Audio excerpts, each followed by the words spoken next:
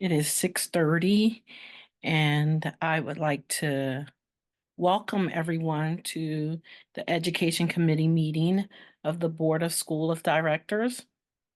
And I want to also thank you for adjusting your schedules to help accommodate me to participate and moving it from the second Wednesday to the third Wednesday for this month. As you might be aware, we have a full agenda, and I would like us to get started. So without further ado, I'm going to turn the meeting over to Ms. Brown, who is going to get us started with our first actual item, which would be the district calendar. Good evening. You are right on point, Ms. Cook Henry. It is a long agenda and we want to keep it rolling. So first you will hear from Ms. Seward, who is our Executive Director of Student Services, and she will explain to us our calendar for 24-25 school year. Good evening, everyone. This is a calendar that this presentation you've seen before, but we want to give everyone an opportunity to provide feedback and to see the presentation. So I'm not like going to do the full thing that you've seen already, but this is the calendar committee. As you see, it's a very diverse group of folks. Next slide. This is a reminder of the school code change where recently there has been a change from the mandate to have a minimum of 180 days and 900 hours for elementary and 990 hours for secondary. And it is now or, so we are and you see how the committee is saying that, yes, we will maintain the minimum of 180 days, but stay vigilant about ensuring our students get more than the minimum hours of instruction. Next slide. This is an explanation of flexible instructional days. So according to school code, we can apply for up to 5 instructional school days. I provided the timeline for that. It opens up on April 1st. That's when we can move our data that we diligently put together through the academic office around what our plan would be if we went to flexible instructional days. It also opens up our ability to get the affirmation form that the board would be able to vote on probably at the April meeting. It will be at the April meeting because that's when it'll be available. The deadline is June 1st, so we are targeting to do that ahead of time so that we get it in and we'll have the ability to go flexible if we need to in case of weather or emergency. Calendar considerations. So these are the kind of the rules that the committee used in order to develop the calendar. And you kind of can read for yourself. They're very simple rules. Next slide. Really, Coco? Really? She went outside right before we started. So now she's a little mad at me that she's outside. So these are the calendar statistics.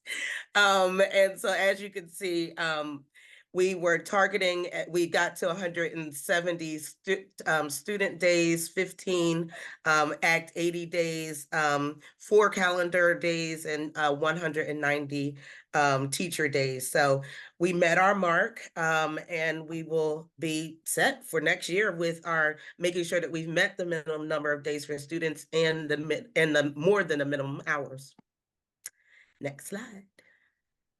So if you hit this button, this takes you to the new calendar. And some of the highlights, if you can make it a little bit bigger. Probably view. It'll view, make it bigger. There you go. View and zoom over at the far left. There we go. All right. It may be a little bit big enough. Can everybody see it? Alrighty, great. If we scroll over to the left, there we go, up. There we go. So you see that Labor Day fell on a Monday for 24 school year. So then we have the Teacher in Service Day on the 3rd. Learning from our experience this year, the first 3 days are half days to cover for the weather. So we learned and we want to be proactive about that. You'll also notice that Rosh Hashanah is observed this year because Yom Kippur is on a weekend. You'll also keep on going down. Look at December. So Christmas is in the middle of the week, and it just did not make sense to have folks coming in on a Monday and on Christmas Eve. So Merry Christmas to all. You get an extended break. Yay for everyone. All righty. Well, winter break, I should say. And if you scroll back up, our superintendent wanted to give our folks, again, learning from this year, it's quite hectic coming back from winter break and going right full throttle. So we made those 2 days PD days to give folks a chance to get their feet under them and to, just get ready for our students to come back on the 6th. So that's why that's there. And we scroll down some. Everything else is pretty much the same as we normally do. The last day is the 17th. It's a half a day. And then the last day for teachers is the 18th, and then it runs right into Juneteenth. And that's the calendar. You can go back to the presentation. I believe that's it for this portion. There we go. Any questions? Yes, ma'am. Ms. Hall. Thank you, Ms. How are we gonna do flexible instruction days? Like, will we commit to having computers out to the elementary? Like, what will that look like? Well, that's where planning comes in, and with my colleague, Ms. Brown, and her team, they developed a plan of action academically of what that looks like to be virtual, and that's actually in the FID plan. And it talks about what the pacing would look like, what the schedule would look like. But when we talk about the technology, that all depends on making sure that we have a one-on-one and students have computers at home. That is a logistic we will have to work out with our IT department. Great, so that plan is due out April 1st-ish? Well, it opens up in FRCPP in our My PDE suite. The state opens Right. it up for us to be able to, because right now it's not open, it's not available for us to be able to submit it. But we did get some practice in it last year and developed a plan of action. So we'll be able to just take that plan, refine it, and work with our IT department on what does that technology piece look like. Thank you. You're very welcome. Are there any additional questions? Thank you, Ms. Seward. You're very welcome. Now let me go let Coco in. Moving right along, we're on to social emotional learning.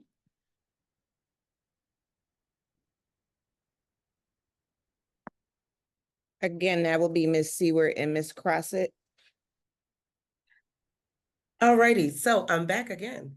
And our SEL strategies this year have actually grown and become really robust. It's gone beyond just our curriculums.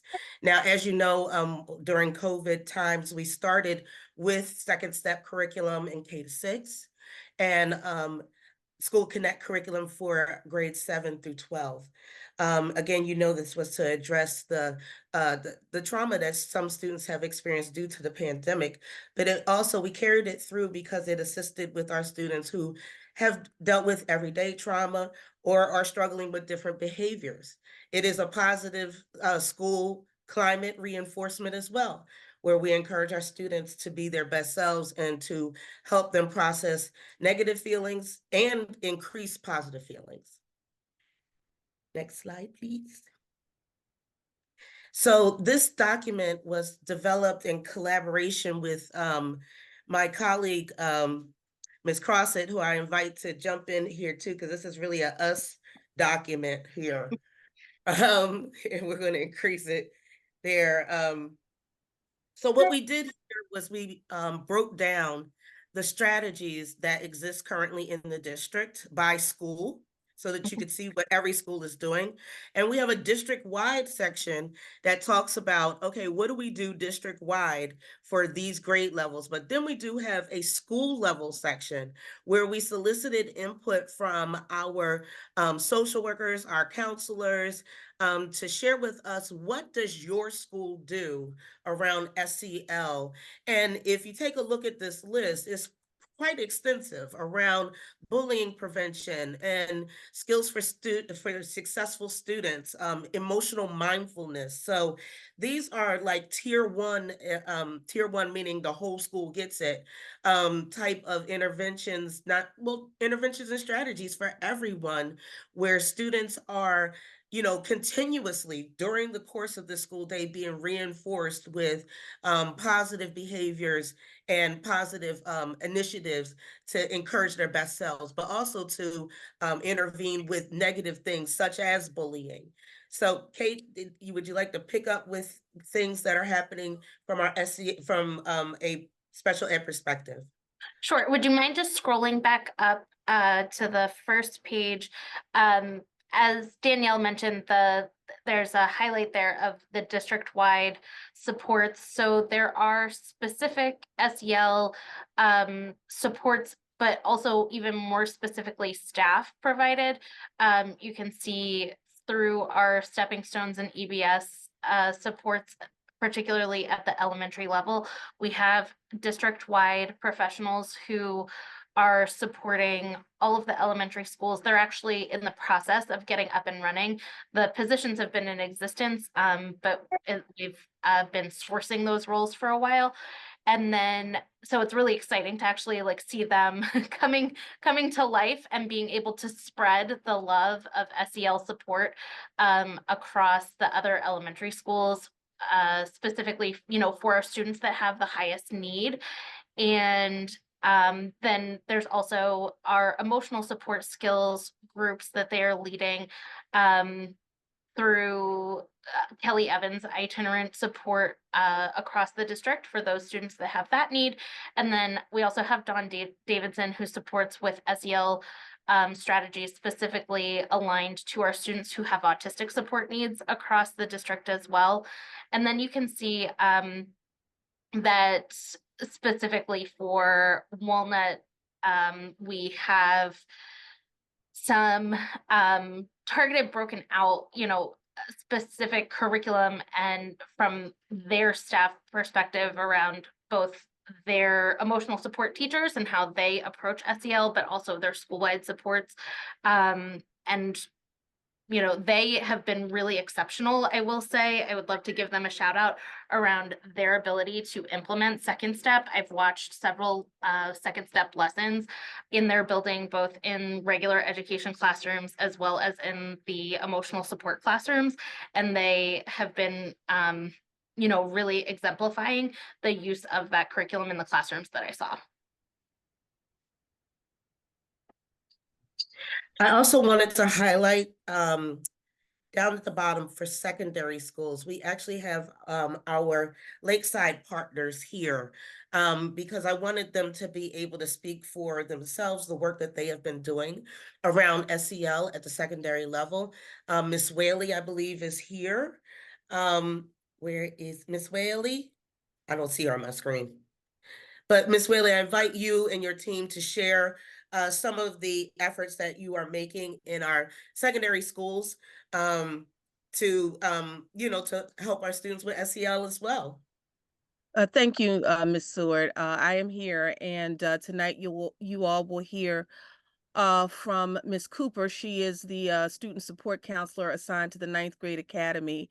And before I invite her to join, I would just say the work that we do holistically supports the learning and the integration of self-awareness and relationship skills with the students that we partner with through the various supports that we provide to them.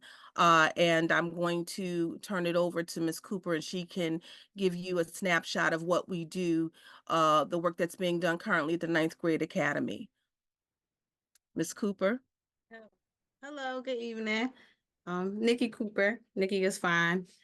So at the 9th Grade Academy, and also I should mention not just at the 9th Grade Academy, but also at the other secondary schools, the middle school and Green Avenue campus.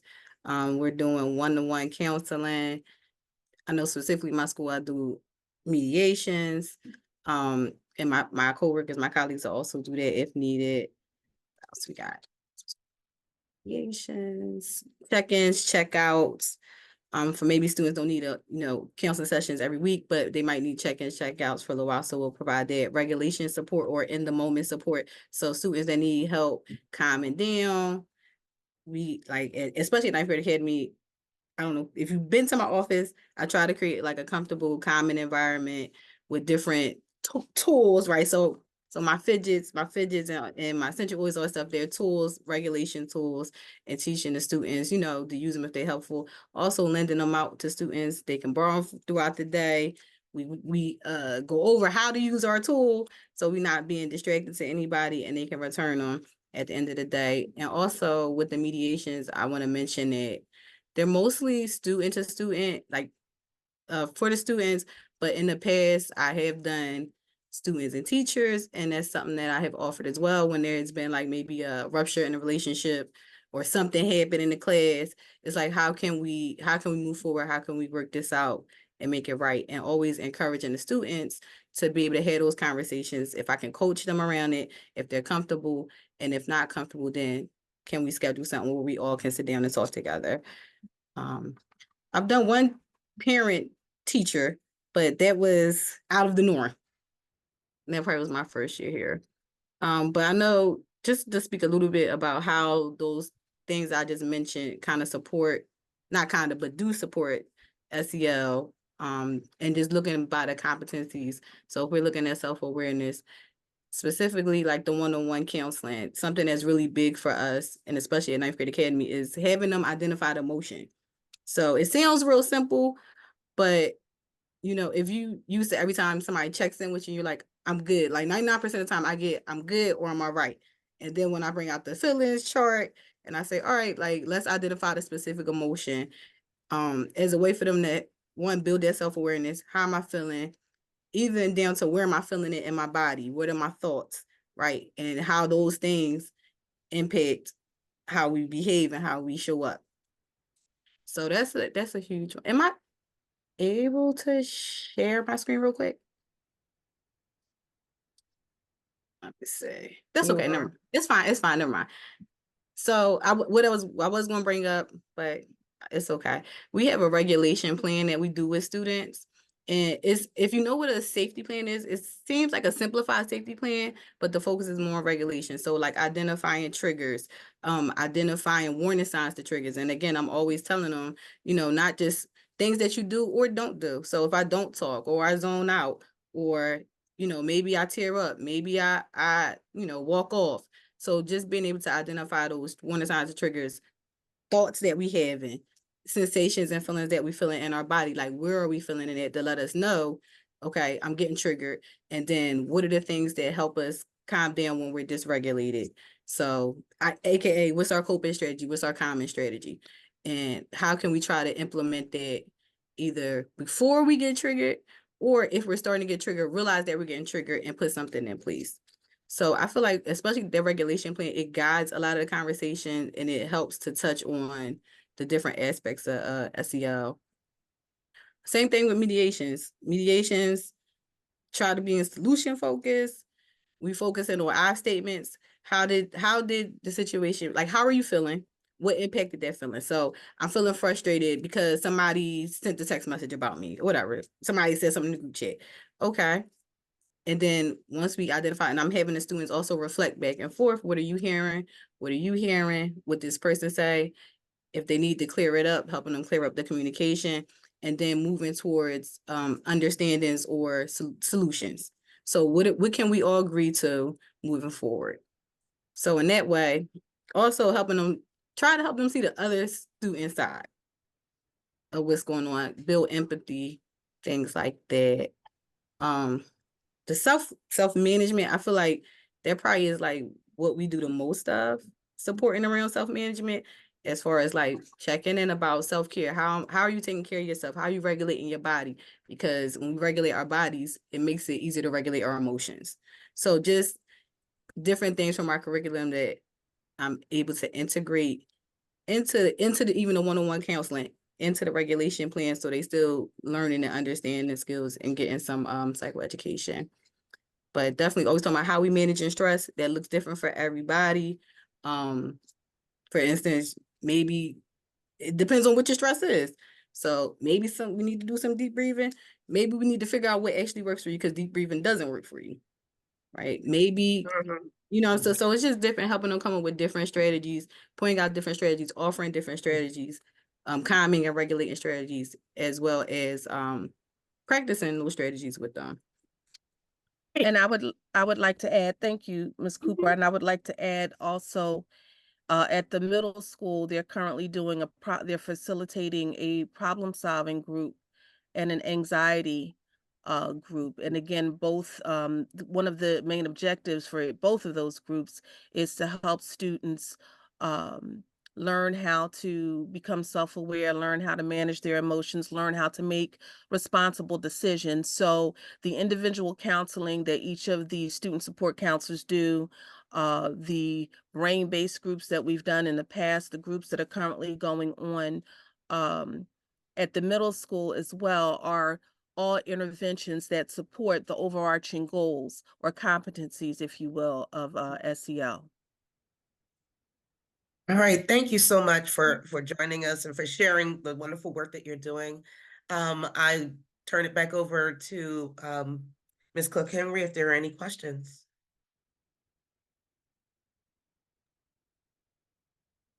I don't see any hands. Am I missing any?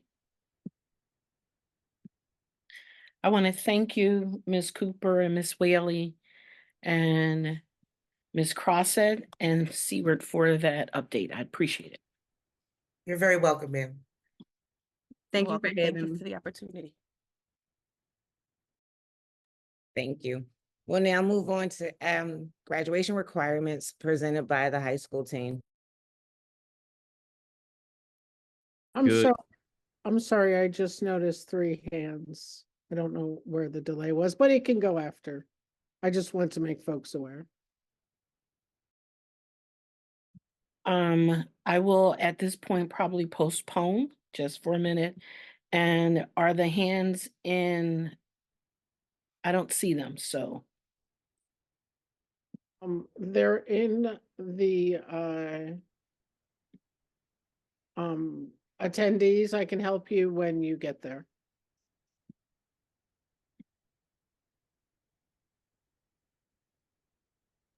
Academic services team, could you look at those hands, please? If there's questions in the chat, I'm sorry, in the Q&A, could you also answer those? I know it was one there. It has been answered, but if we could pay attention to those items, that will help me and the team as well.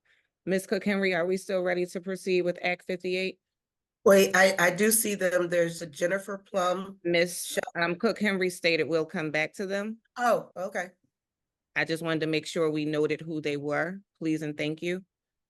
Ms. Cook-Henry, is it okay to go forward? Am I correct, or are we going back to the questions?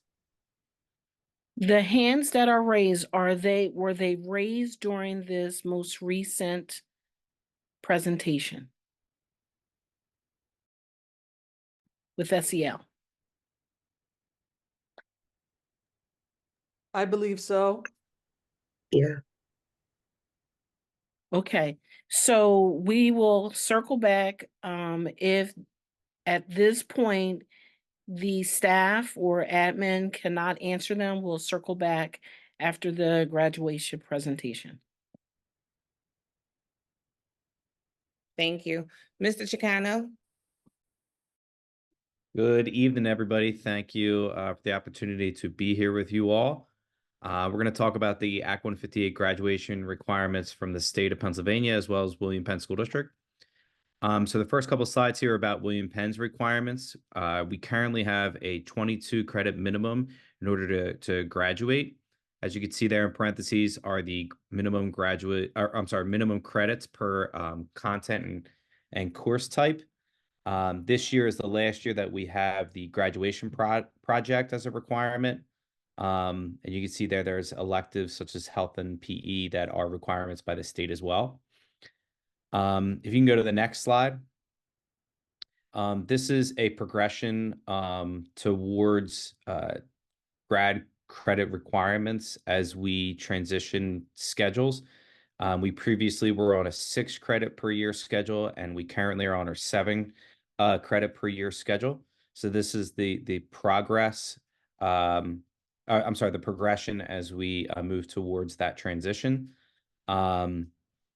The minimum in the white rows are what you would need in order to move grade levels with classmates. And you can see the columns on the right are the total possible credits to graduate, also with the minimum in order to walk in graduation. Okay. So those are the William Penn School District requirements. The Act 158 Pathways to Graduation is a statewide requirement. There are 5 pathways. The first pathway that most people are most familiar with is being proficient on the 3 Keystone exams, which is Algebra 1, ELA, English, and biology. If you pass all 3 of those, you meet the Act 158 requirements. There is another option where you can have a composite score of 4,452 on all 3 exams. And then they have alternative pathways. So you can see there's career and technical education, alternative assessments, and evidence-based pathways. So we have several students that meet the career and technical education as part of our VOTech program that we have at the school through the county. We also have alternative assessments available for students, such as meeting requirements on SATs or ACTs. And then our evidence-based pathway, which is a sort of like a conglomerate of evidences to meet graduation. That could be getting accepted into a 4-year college. It could be acceptance into the military for service. And then there's other opportunities such as showing that you have a full-time employment after school or after graduation. So those are some of the pathways to graduate. And one other piece in there for the evidence-based pathway is to have training programs. So our Vector Solutions is a training program that we purchased this year to help our students in that evidence-based pathway to meet those requirements. So that's been a huge help for our students this school year. So these are that is the Pennsylvania pathways to graduation, and they're the 5 options that students have to meet the state's requirements. Ms. Brown, I think that might be the end of the graduation requirements slides. If anybody has anything to ask. Are there questions for the requirements for graduation?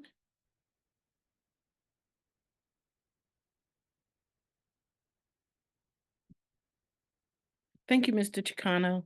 I saw 3 hands. I now see 2 that had their hand up. I saw some admin answering questions. Ms. Plum Selden, are you satisfied? Has your question been answered?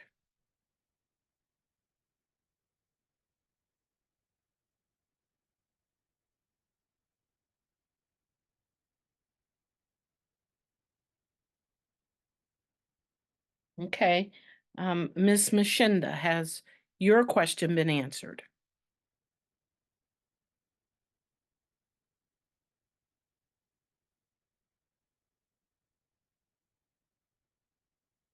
Are people not hearing? And the last one was Miss Plum asked, Miss Plum is asked to be called on. Is someone listening in Zoom too? It's in the Q&A. Yeah, I It's know, not- but Zoom, when Ms. Cook Hello? Henry asks for the Hello? question. Excuse me, Ms. Hello? Plum. Wait a minute, Yeah. Ms. Plum. Give What's me a the que- second, please. When Ms. Cook Henry asks for the question or for Ms. Plum, Zoom 2 could have moved her over. So if we're more attentive this evening, it would be appreciated. Good evening, Ms. Plum. Hi, can you hear me? Yes. Thank Great. you. Yeah, I just have a few questions. Going back to the SEL stuff. I'm looking at that kind of that grid that you have listed, and I'm looking at the Ardmore Avenue list of things that are done. And I'm just wondering, it looks like there's a few months that are missing. So it looks like we go from February to May. Does that mean that there aren't topics then that will be covered as monthly themes at Ardmore for those months? That's a good question. I will note the question. I will ask the school and get back to the group with an answer. Okay, that would be great. Thank you. And then just two more questions. How does the monthly themes get picked? Because it looks like, you know, every school is doing something slightly different. How do you guys determine which topics are going to be covered? Is that principal based? How does that work? Generally, there is a counseling plan for the whole district. And it lays out Okay. various themes for various months that the counselors work with their principals to choose different types of topics based on the needs of the school. So for instance, if there's a bullying issue that's happening in a particular grade, then that school may plan some extra SEL efforts with that particular grade for that particular month. Or it may be they're seeing they want to do more around kindness. So there's a kindness walk that happens around certain themes. So that really happens between using the counseling plan for the district, the needs of the school, and a partnership between the counseling staff and the principal.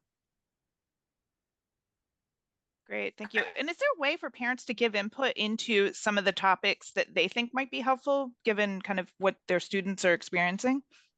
That's a great question. I would say through the Home and School Association. I think that is one of our best ways of communicating the needs of our students in our schools and the topics that our parents feel are important around SEL to be focused on throughout the school year.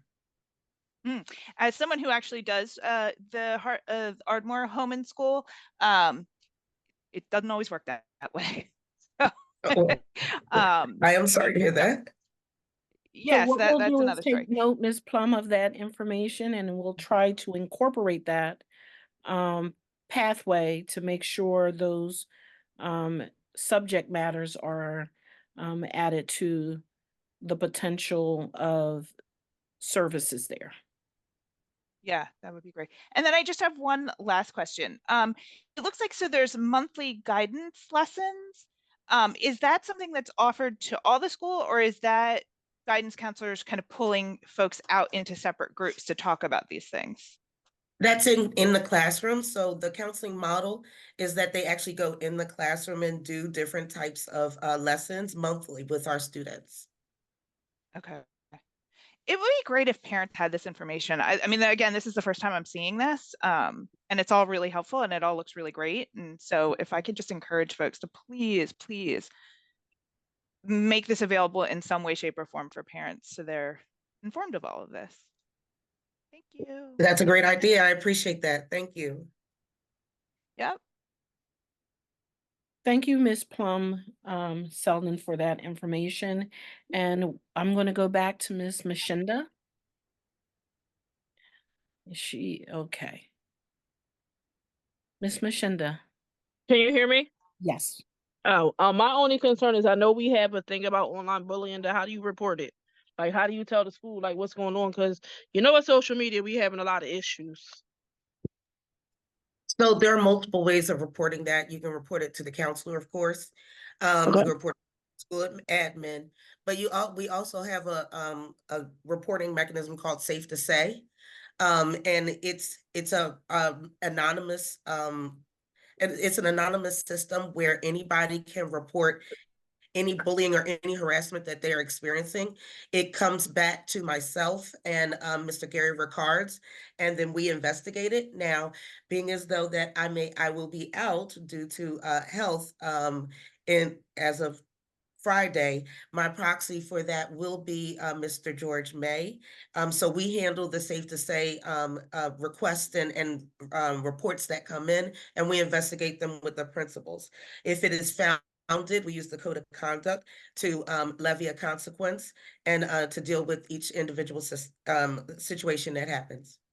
Well, apparently there's a Penwood confession page for the middle school. And I don't think all parents are privy to it, but I know I'm privy to it because somebody posted something about my son on there today.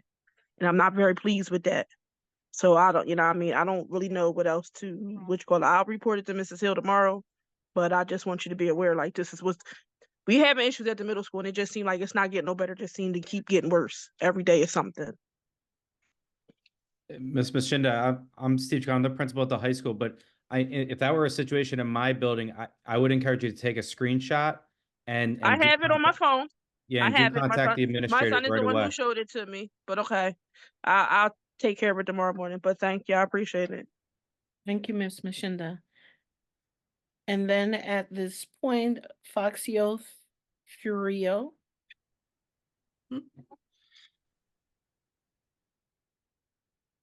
Hello, everybody. I apologize. It's Ms. Commodore. Michaela gets the phone occasionally and she plays her little games. So my question and my problem, I may sound like a broken record, is the middle school, like Ms. Mashinda. There was a drug awareness program. No parent was notified that this program took place, which is a major problem because you never gave the parents the option or opportunity to say if they wanted their child to attend this program or not attend this program. We're still having a continuous issue of vaping in the bathrooms. Parents aren't talked about, that's not talked about, and that's not discussed with the parents. You're asking for parents to come in there and volunteer, but but administrators want to micromanage how their volunteers are dealt with in the building. You talk about group mediations, including parents. When? Where? I've never seen it. And as many bullying issues and problems my daughter has had in that building, I haven't had an including mediation group session. I even asked for a parent conference with a student who called my daughter out of her name, which is quite a few students there. And the response I got back was, oh, we're trying to reach the parent, but unable to contact them. And I don't want to sound like I'm bashing Ms. Cox or coming across as a bully, but I'm a parent. I've had some issues and I've had some concerns, and not all of my issues and concerns are being answered or met. And I'm being respectful, but I don't feel as though I'm being fully respected in return. A lot of things that's on this sheet is not being followed in the middle school. Staff, when I say staff is being bullied, some staff members can't talk because of their fear of retaliation. And it is going on. And it's not fair. It's not right.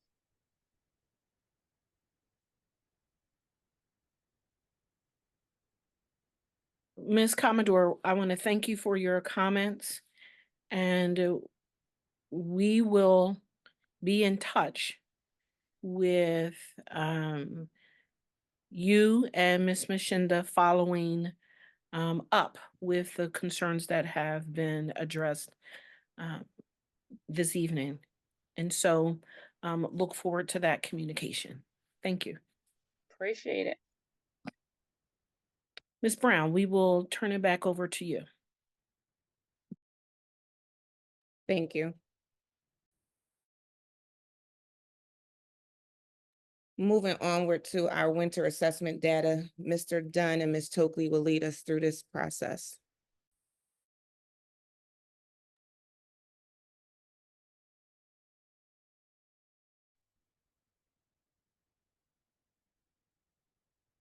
All right, good evening, everybody. We're going to quickly go through just some overview overview of our winter diagnostic assessments, just to give you an idea of where we are on our latest round of testing that we conducted this February. Just a quick reminder, as a part of our strategic plan, one of those was to implement a comprehensive screening and assessment system. There's a brief definition of it that is a quote from our MTSS playbook, as well as a consideration of desired outcomes. But essentially, the idea is we want students to be able to track our students' progress through the use of assessments that are long-term, short-term, and medium term. And so what we're going to unpack now is some of the results of our long-term, or what we call long cycle assessments. Just as a quick reminder, there are going to be two assessments that we talk about today. The first one is Acadience Math and Reading, which is for grades kindergarten through second grade. And the second one is our MAP growth assessment, which this year we transitioned to district-wide from grades 3 through 12. All right, so let's start with our early elementary Acadience data. All right, so just a couple quick overviews of the assessment if you've never heard of the assessment before. So the idea of Acadience is it's more so measuring proficiency versus content, meaning we're measuring skills, not necessarily how a student will perform on an end of year assessment for that grade band, because it's primary and it's very skills based in terms of what we're working towards. The performance levels that we're going to report indicate readiness, and there are 3 categories that students can fall into: well below benchmark, or at or above benchmark, which we kind of put together. And then lastly, it's important to understand that the assessment benchmarks as a result change throughout the course of the year. So whether it's the probes that we are measuring from students or the proficiency level that they need to demonstrate to be at benchmark changes throughout the year as students are exposed to more content. All right, so we're going to dive into some of our reading data. So this February, we had 911 students test in reading. 49% of those students in grades K-2 scored at or above benchmark. And that's compared to 40% in the fall. So that number has increased. 36% of students in grades K-2 score below or well below for the middle year assessment window and require strategic or intensive support. On the math side, we had 927 students assessed. Similarly to our results in reading, 43% of students scored at or above that benchmark, which is compared to 37% in the fall. As a result, we'll have 57% of students in grades K-2 or below that will need either strategic or intensive support. As we transition now we're going to transition to our MAP growth data. And we're going to first start with, I believe, elementary math. So just to give you a quick overview of the difference between MAP, MAP is also going to be used for progress monitoring.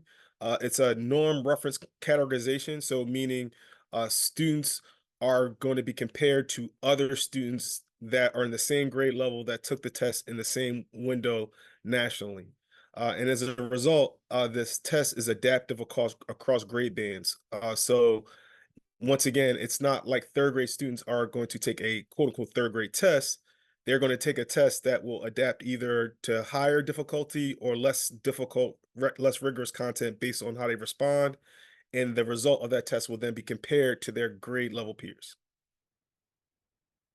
All right, we're going to be talking a lot about quintiles and medians today. So I just wanted to use a quick example to make sure that everybody understands the primary difference between a test like this versus like a test that you may have taken in school that you expect every student to take the test to be, pass, right? Like the goal isn't necessarily for every student to pass. And that's what we have in that first example. So quote unquote, if all of our students were green or blue, which will represent all of our students will be between the 61st or the 100th percentile or 99th percentile technically, that will put us at the median student, meaning the middle kid in that class will be at the 85th percentile in the country, right? That obviously isn't a reasonable expectation for any school district. So what we're really trying to look at is where is our distribution, right? So a typical distribution, that's our second example, you see 20% in each of those quintiles. So if we were at 20% in each of these quintiles, we would be a typical from a performance and or growth standpoint of any other school in the country. And if we put this in the context of our Focus 4 goals, our goal is to work from a school district that currently is low performing on our way up to making it to the next level, being typical of the norms that we see across the state. So just to give some context of the numbers that we're about to see. We can keep rolling. Yep, and we can skip that part. Yeah. Okay. All right. So like I said before, we're going to first start with elementary mathematics. So for grades 3 through 6, we had over 1,300 students test. 20% of students scored above the 60th percentile in single term achievement. And the overall median for achievement, when we look at the entire population, is at the 28th percentile. Conversely, we had 38% of students that scored above the 60 percentile for growth. So we didn't actually look at this in the fall because we didn't have this data point, but we're going to talk a lot about growth. So we have 38% of students above the 60th percentile for growth, and overall the median percentile for growth for the since the fall assessment was at the 48th percentile. All right, so we can keep rolling. All right, so what we have here is a breakdown of the data that we just described by grade. So you can see how these quintiles change and this distribution changes as we increase in grades. So one of the things that, obviously we have a lot of work to do in terms of achievement, and what we have seen that is consistent with our PSSA scores and what we're working against in math specifically is we see that those gaps in general tend to grow as students progress through the curriculum. So for example, we have 37% of students in the 1st through 20th or the red quintile in 3rd grade, but that number increases almost to 47% by the time they're in 6th grade. Similarly, when we look at those median numbers, that number that's in the bubble, in the 3rd grade, we're at the 32nd percentile, but by the time we get to the 6th grade, we're in the 23rd percentile. So these are things that we're aware of and we're continuing to work towards. So now as we transition to the next slide, what we'll see here is our growth. Now, this is the good news. This is kind of what we want to see. So our median is at the 48th percentile, and we can see that we have almost 40% of students who have growth in the top 2 quintiles. Similarly, you look at a grade like 6th grade, that number is over 40%, which is ultimately we want to see. We have a low achievement, but what 6th grade is an example of is we are working rapidly to close those gaps. We just need to maintain that growth over a longer period of time so that we can see those achievement numbers move. All right, we keep rolling. So when we graph this out on a quadrant, essentially what we have here is on your vertical axis, you have your growth percentile, and on your horizontal axis, you have your achievement percentile. There are 4 quartiles here. And what we essentially want to have is move from our starting position, which would be the bottom left, which represents low growth and low achievement, to over time, or more in our short term, is to move to low achievement, high growth, which is the top left, and then eventually move over to high achievement and high growth. And then over a much longer time period, you eventually flatline, which we've reached our goals, and we move into high achievement, low growth, which is the bottom right. So that's kind of the cycle that we want to see in general. And we'll see how that pattern plays out for the other content areas. All right, so let's talk a little bit about high school. So, well, not just high school, but secondary, 7 to 12. So we had even more students on the secondary level take the assessment with over 1,400 students. 21% of students scored above the 60th percentile for achievement, where that median achievement was at the 24th percentile. Now, when we talk about growth from the fall assessment, we have 40% of students who scored above the 60th percentile, with that median achievement being at the 48th percentile. So a very similar story to what we saw in elementary. So now when we break that down by grade level on the next slide, we actually have a lot more of a complex story going on here. So the difference, I do want to add a little bit of caveat. If you look at some of particularly the 10 to 12 grade bands, you can see that those numbers aren't as consistent as they are in some of the earlier grades. And that's because once students reach high school, their paths are significantly more differentiated because it's course driven, right? So this past year, the Green Avenue campus tested students that were enrolled in Algebra 1, Geometry, or Algebra 2. So unless a student was enrolled in those courses, regardless of their grade, they are either included in the sample or not. That's why you see, for example, 51 12th graders. Those were 12th graders are probably, repeating Algebra 2 or something like that. But in any event, we do see some of the significant opportunity for support and intensive support on the high school level because of the large size of that lowest quintile. However, when we go to the next slide for growth, we do see some very encouraging beats here, right? So we go from a lot of red to even, particularly at our higher grades with those 11th graders and 12th graders that have taken this assessment twice, right? You're looking at like 60% in the top 2 quintiles of growth, which is, our Goldilocks number, our goal for all of these grades to really get us to be from low achievement, low growth to high achievement, high growth. So what we're doing, even in grades like 7th grade and 8th grade and 9th grade, you see those high growth numbers. So we want to make sure we maintain that growth consistently so that it over the long term it manifests in high achievement. All right, we can keep rolling. All right, so this is similarly that quadrant chart. And as we talked about making that progress from low achievement, low growth into low achievement, high growth in the short term, you can see that a couple of grade bands have already crossed that threshold, right? And you can see that, and I know it's a little small, but that gray box is our district average. So even that district average is almost moving across that middle line, or that median line, I should say. All right, we can keep rolling. Now we're going to take a look at projected proficiency. So one of the questions you may be asking is, what does this mean for PSSA? So the map, one of the things that's unique about MAP is that it will give us a projected proficiency based on a linking study. Essentially, they looked at every student in the state and said, hey, if you score this on the test, on our MAP test, what do you do at the end of the school year? So this is where this data comes from. So to put this in context, during our last school year, 14% of students from 3 to 8 tested in the proficient or advanced range. Based on the numbers we're seeing right now as a projection, once again, I do want to put that as a caveat. Currently, we're projected for a slight gain of 17% of students. Obviously, we need to maintain that growth even to hit that 17%, but I'm also even optimistic that we can refine our supports to students, because my goal for this year is not 17%. I would like to see a lot higher than that, particularly when we put that in the context of Focus Forward. So we've got some work to do.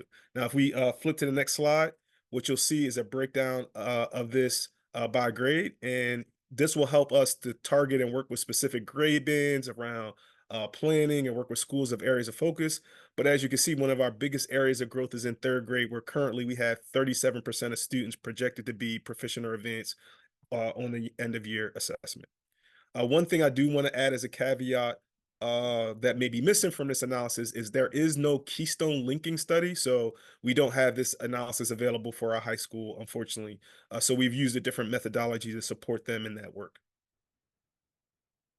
Some of the key takeaways, and I don't want to bore you guys with this because some of this we have already talked about, but essentially to give you an idea of why this is here, we met with all of our principals, assistant principals that supervise content, as well as our academic interventionists, which every elementary school has 2 academic interventionists, as well as our site-based teacher leaders, instructional facilitators who represent our instructional supports for classroom instruction. I'm sorry, that's a little redundant, but we met with them all last week, and we had what we call our winter data summit, and we went through all of these takeaways, and they all developed data action plans specific to their schools that align with these takeaways of the data that we just talked about, and what that means in terms of what do they actually do to help maintain and increase this growth. So this is a quick summary of it. I know there's a lot of information here, but we've talked about a lot of this. One of the things that I think is really being helpful is our support of the academic interventionists. We created that position last year, and there was 1 per building on the elementary level, and we've this year grown to 2. So we've allowed those people to focus on each content area. We're starting to do some analysis around like, hey, is that really helping us accelerate these numbers? And I know we'll be hearing budget talks soon. Some of that conversation may be around, do we need to expand that offering to our secondary level? Because they currently don't have that level of support in our middle and high schools. And, just something to think about. I want to put that out early in the context of that conversation. Now we're going to get into reading. And so I'll go through this a little bit faster because it's essentially all the same slides, but just reading numbers. So 1,300 students took the reading assessment. 21% of those students were above that 60th percentile, and our median was at the 29th.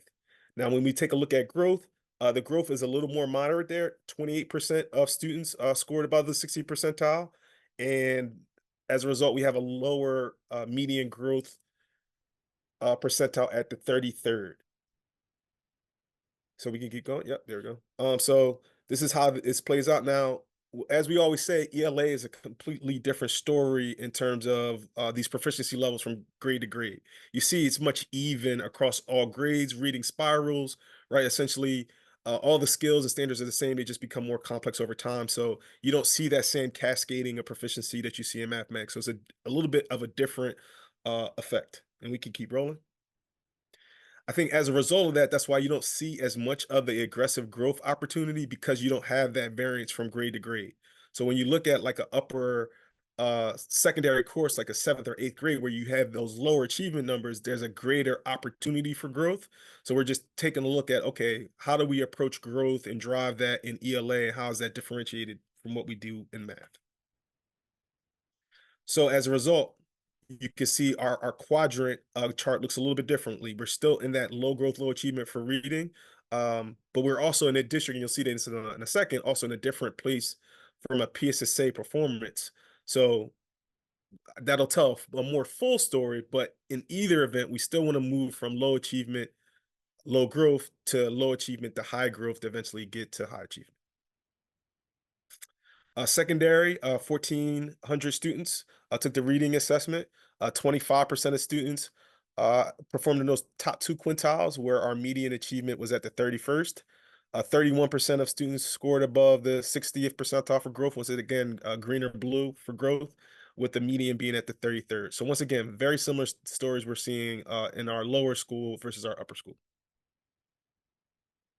When we break that down by grade band, once again, a very similar pattern to elementary. It's more or less consistent. I mean, there are some, slight variations from grade to grade, but more or less, it's the same work that we need to do in each grade. There are some slight variations, but in general, telling the same story. All right, similarly, same thing with growth, right? Pretty much the same things that we need to work on in every grade band. The good thing about this is that work then becomes a lot more simplified on the ELA side of the house. Where on math, we're going to probably have to do some things significantly differently strategically from grade band to grade band. ELA, because the data looks so similar from grade to grade, it allows us to focus on a core set of principles that are applicable to everybody. Once again, when we take a look at the quadrant, lay is very similar to elementary school. We have all of our grade bands as well as the district median in that low growth, low achievement quartile. Projected proficiency, though, once again, like I said, this is telling a different story. So we're getting a couple different signals. So we need to think through what this means. Last year, district-wide, we were 28% proficiency for ELA. Based on this data, we're at a 38%. So a significant growth, even despite, looking at those numbers, you might be a little down. Currently, we're projected to be significantly higher than last year. Part of one of the drivers for that is that the cut scores for projected proficiency in reading are lower than they are in math. And that shouldn't be surprising. We see that phenomenon statewide, right? If you look at 8th grade PSSA scores across the state, they're lower in math than they are in reading. So it's easier. I don't say easier. I guess I'm being biased, but the path to proficiency is a little more straightforward in reading than it is in mathematics. I don't want to say easier. No, I'm not judging. All right. So you once again see the breakdown by grade. Once again, a similar story to what we saw with map testing. Like there is a lot of evenness from grade to grade. So for example, in math, we saw 37%, the same number as in grade 3 here as proficient advanced, but that number like trickled down as we went up in grade. but you got 37% in third grade, but you got 42% in sixth grade, you got 43 in fourth grade. So once again, a different story, and it's much more even. Almost all of those numbers outside of grade 8 are between the 35 and 45%. Right. So some good news here, but once again, we need to maintain this, just like we talked about with Acadians. The projected score and the performance level that we need to exhibit in the spring is higher than where kids are right now. So this is assuming that we continue to have great instruction and great growth, and our kids continue to do those great things for the next 2, 3, 4 months leading up to testing to manifest this actually on the PSSA. Similarly, once again, this is just a quick synopsis of what we just talked about and what we shared with leaders last Thursday to build their data action plans. You're going to see some things that are similar between mathematics and ELA, as well as some things that are different. One of the things that we talked about on both ends is how do we really flesh out our intervention support so that we're getting kids targeted support, because we know we have a lot of areas of low growth, low achievement. But you will see some more content specific strategies mixed in there as well. So I believe the next slide is questions, if I'm not mistaken. Yep. So I know that was a lot of information. There was a lot of math, quintiles and quintiles and medians and stuff. So if you have any questions, feel free to ask, and I can either talk through some of the data part of it or the strategic part of it, whatever your question is. Ms. Hoff? Thank you, Ms. Cook Henry. Thanks, Mr. Dunn. You're awesome. I'm a growth person, so I'm very excited for that growth. Why in math do you think we lose efficiency as students move up third, fourth, fifth, and sixth? Excellent Is that question. a curriculum review? Is that like, what's that mean? Great question. So what we see in our district isn't atypical of what we see nationally or statewide. Essentially, what happens with math, I'll use a simple example. If I'm in third grade and I need to multiply, I need to first be able to add. So if I'm in first grade when we learn how to add in a little bit in the kindergarten, I'm only a little bit behind if I don't know how to add. But if I don't master that skill, once I get to third grade and I can't add, now it also prevents me from multiplying. So I have two dings against me, and that continues to grow and grow. What we say is the skills are stacked in math where they spiral in reading. Essentially, if I can read, I can kind of read, and that just kind of goes with me as I move through school. But for example, if I'm in 8th grade and I don't understand fractions, I'm not only getting those types of questions wrong, but all of the content that builds on top of fractions, i.e. rational expressions, percentages, decimals, all those things are built on a foundation understanding of the prerequisite skills. So that's why we see that. So to your point, and once again, to reinforce what I said earlier, we need to really think about what is our intervention and scaffold support on a secondary level to help close those gaps. Because one of the challenges that teachers have is, hey, I'm a high school teacher. I'm trying to teach solving equations, but I have some kids that still can't fluently multiply and divide, but I don't have time to do both of them, but they need to do both. So what does that look like? What are the strategies that we have to support them? What are the infrastructure we put in place to support our students and teachers? Thank you. Do we ever look at data for students that have been I'm interested in the positive and negative effect of transiency. Do we ever look at data in a way that says students have been here 4 to 5 years? Like, I'm trying to make a case for people staying here. Got it. And resisting that next move. Do we ever look at data that way? So we actually do. It's funny because I had Mr. Chicano on the call. We actually had a conversation today as we were thinking about like course offerings and thinking about how those decisions are impacted by transients. I think he mentioned, and don't quote me or him on it, but that their transient rate at the high school level is like 30%, right? Like it's really high, particularly coming in and out around those middle school years.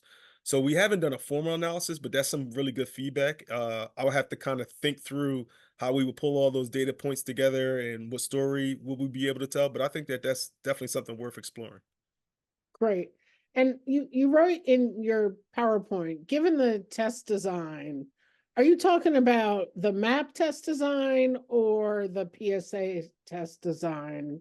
It says there's limited information on what specific standards and modalities students are proficient in? What test are you referencing there? Great question. I'm referencing both. So the way that the map is designed is a digital. So when I say modality, like how do kids actually take the test? So the map Mm. is taken on a computer, where the PSSA and Keystone are taken on paper. So there's a difference there. So we just need to take that into account, that the kids Okay. are taking the two tests differently. The second part of it is how they measure what they're measuring. So what MAP is trying to find out is what things are you ready to learn, versus what things may be a reach goal versus what things that you probably not ready to learn. Whereas a 8th grade PSSA test this is a list of things that the state says that you need to know by 8th grade, and we're going to design a test that only asks you questions on that. So one is a benchmark test and one is a diagnostic test. So because they're different, there are things like, for example, how will students do on an open-ended question, right? Where they have to like write out their steps. Right. MAP is not going to assess that. What it's doing is correlating through a large data study what it predicts that your general score is, but specifically it's not going to tell you what standards you have mastered so far, because every single student's test is different, right? Got it. So I know that's a little bit in the weeds, but hopefully that clarifies a little bit. Yeah, but you led me to another question, which is, do we need to practice to take a test in a way that that test is given? Right? So if that's, and I don't even know, if the PSSA is bubbles, right? You write it's A and then have to put it on a bubble chart. I don't even know how they do it anymore. Mhm. Do we have to practice in that transference in that way? Yes, that's a great question. And so what we've done, and we didn't talk a lot about it today, but when we talk about a comprehensive assessment system, it means multiple assessments to do multiple things. So when we want to answer the question of, hey, how many 4th graders are mastering 4th grade standards? What we've used is what we call common assessments. And so those common assessments essentially work, hey, every 4th grader in the district just did topic 3 on XYZ content. They're all going to take a 15-question test that is written and it's in the same modality as the PSSA, that has bubble and open-ended responses. And that's the data that we're going to use to determine, hey, are kids on track to master those specific standards? We now then combine those insights with the insights that we're going to get from what we call a long cycle assessment, like our MAP, to make those variety of different decisions. So to make a long story short, we can't do it all in one test. We do it through the comprehensiveness of the system. Got it. Thank you so much. No worries. Great questions. Mr. Tong. So thank you. I have a question for you, Mr. Dunn. So how does our curriculum align with the PSSA? Do we have subjects that we do not get to for the current year that are being tested? Or do we get to everything it's at some point prior to that? And how does that affect our score? Great question. So to your point is, if we don't get to everything, then students are less likely to perform well on content they haven't been exposed to. So once again, there's 2 different stories for math and ELA. That's more of a math specific concern because reading is spiraling, right? That's not as likely to happen. So what we've done in both contents and even expanded to science over the last couple of years is we bring teachers together at the end of the school year every year for summer curriculum writing.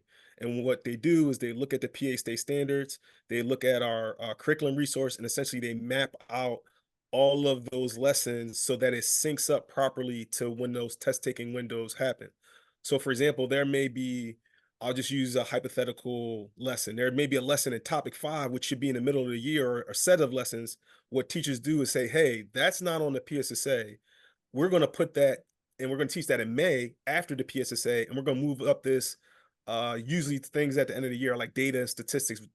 We're going to move that up in the middle of the year so that we make sure that we get to it so that kids are prepared on an end of year assessment, even though our curriculum provider says like, hey, I think it's fine to teach that in May. For us, we need to teach that in March, right? So to make a long story short, we, through curriculum writing and collaboration with teachers, they sit down, there's usually about 4 or 5 teachers per each grade, and they go through and do that work and create a calendar for teachers to follow. Thank you. And then I have another question regarding, I know professional development occurs. How do we address these particular needs that students are presenting with what we're trying to do? What strategies are we using for the teachers in terms of literacy and math? What are we focused on? So How do that's like a huge question. I'm gonna try to answer it as short as possible. That's me and Octavia is what we do all day, every day. So there's a variety of different ways that we do it. So one way is just like you mentioned, just traditional, what you think of professional development. So for example, in January, we had what we called our Winter Summit, where we had teachers from across the district come into one building. We were able to give them like a mid-year additional round of focus PD. So one of the cool things that we did, like at the elementary level, is we purchased new manipulatives like counters and like 10 frames and stuff like that for every building. So we offered a session that day for teachers that learn about the new resources that they got and what are the activities they can do with kids. We obviously did that on the ELA side, whether it's like what are some reading strategies. On the secondary level, we had vendors come in that we partner with our curriculum, say, hey, what's the best way to teach this curriculum? We had DCIU come in and offer sessions at the secondary level. We also did it in science. So that's one way, it's just formal professional development. The other side of that is through coaching. So we have coaches in every building. Once again, thank you to the board for helping us expand those offerings to the secondary level so that we now have coaches at every building that help work hand in hand with teachers, whether it's planning, instruction, or data analysis. And they're really on the front lines supporting principals and teachers with that. As well as the interventionists, obviously working directly with students. And then the last part of that is Octavia and I and our team at Academic Services, obviously Kate and the whole team. We make regular visits to schools to support them in this work. So, for example, I have to shout out Mr. Chicano again today. We were at Green Avenue this morning, so I got a chance to work with him and Mr. Traber, who was our math coach at the high school level, sitting in on a planning meeting, giving them feedback and ideas. Then after we did that planning meeting, I then went and visited the classes that we planned with to say like, okay, how's your plan playing out in class?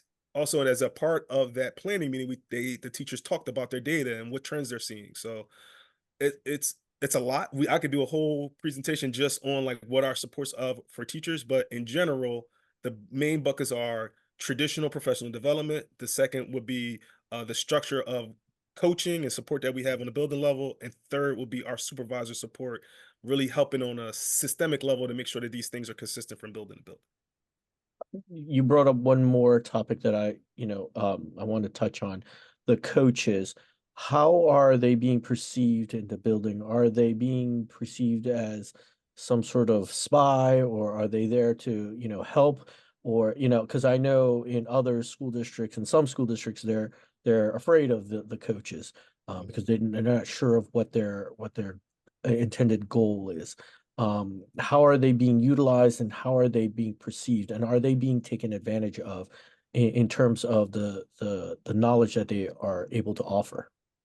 Great question. So I would say that when I first got here, that we were very much in that it was new. That model was newish. I don't want to say brand new. Coaches already existed to a large extent, but having them really be directly involved in instruction was new. So we started with that anxiety.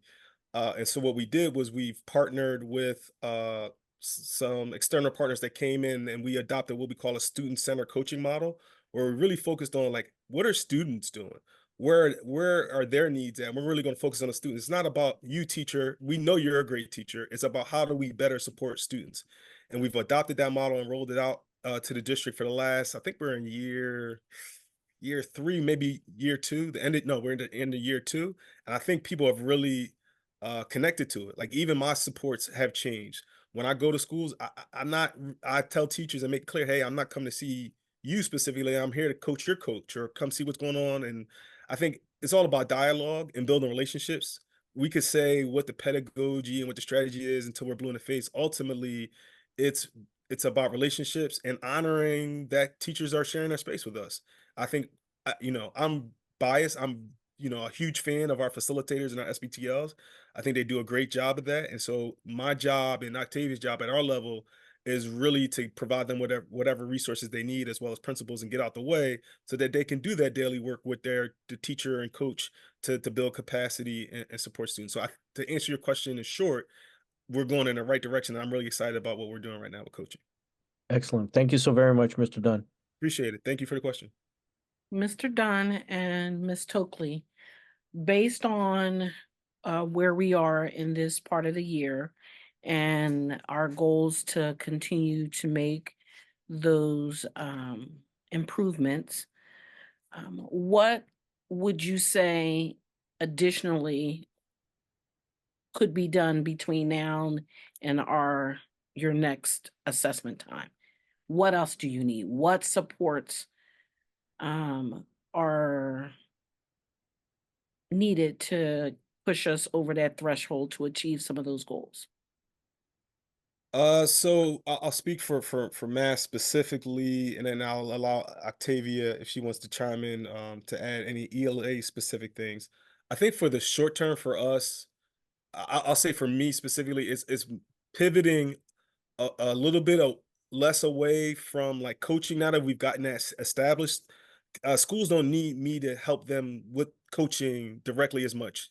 Now they need help with like systems work. Like, hey, when we were talking about before, hey, how well are my fourth graders doing with our common assessments? How do I aggregate that data? How do I analyze that? How do I reallocate my coaching time? Like a lot of the logistical work is what needs to be done. I'm sorry to pick on Steve, but it's on the top of my head.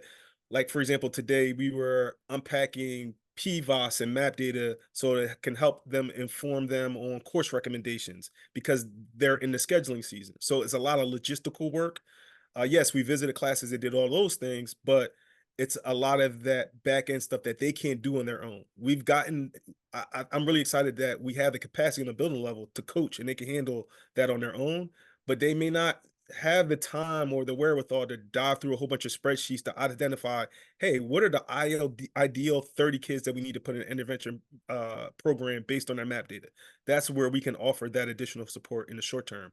I think in the long term, I think it's to continue to resource the things that we know are working well and expand those opportunities. So when I talk about interventionists, getting that at the secondary level, when I talk about making sure that buildings have enough coaches, that we continue to collaborate with schools and some of the things that are working well in terms of our professional development and our partners, we just need to continue that.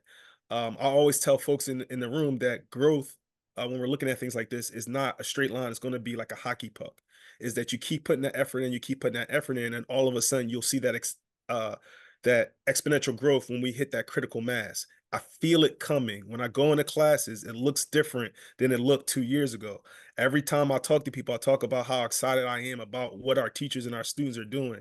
And so it's just a matter of time before we go over that wave and we really see it on the test. But yeah, I know I may have over answered that question, but hopefully that gives you some stuff. No, I think you hit it exactly where I needed it. I'm feeling quite encouraged by where we are. And I want to make sure the momentum continues. And so where you need to pivot and where you need to put resources, essentially is where I wanted to hear the truth and what we think is going to put us to that next level. I feel that we're getting there and I'm excited about it. Ms. Tokley, is there anything that you would like to add? Well, I would definitely agree with my partner, and I'm also really excited about the pivots that the academic interventionists, as well as the coaches, are willing to make because they see a need where they need to make those pivots. So it's exciting that they are willing to do that extra work by looking at that data and seeing where else do we need to go? What else must I do in order to be successful with my students? So those support visits, as well as our data summit, really gave our teams an opportunity to work together and also, pick our brains with interventions and other resources that they can tap into to, support that data and support our students succeeding even more. Thank you. Ms. Commodore, I did see your hand up, but I no longer see it. Was there a question or a concern you had? I was listening to Mr. Tong's statement and it was more or less a comment. when you ask, how are the coaches perceived? I can say in our building, our coaches with Mr. Traber and Miss Norton, they are perceived very openly. They're very approachable. They're always making themselves available, and it has been a great asset, I know, to a lot of the teachers and some of the students as well. They have certainly sat down with Miss Norton, and I've seen her help students in Miss Brown's office, in our office, right there, like going step by steps, helping students to really understand their assignments and their projects. So it's been very, very, very welcoming and a very good outlook, in my opinion. Thank you very much. I don't see any additional hands. I want to thank everyone for their participation this evening.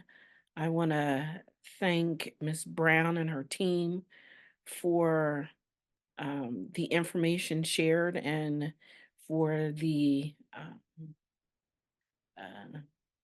encouragement I feel with us moving forward. I'm very excited about the direction of the work that we're doing. So if there are no other questions or concern, Ms. Brown, are we good? We're good. Thank you for your support. Members of the board and team, thank you. Ms. Whaley, thank you as always for Lakeside and your presence this evening. It means a lot to us and our partnership is growing even more. So we do appreciate you. Ms. Nikki, Thank you, Ms. too. Brown, for the opportunity. We appreciate it. Anytime. Good night all. See you next month, regular Wednesday.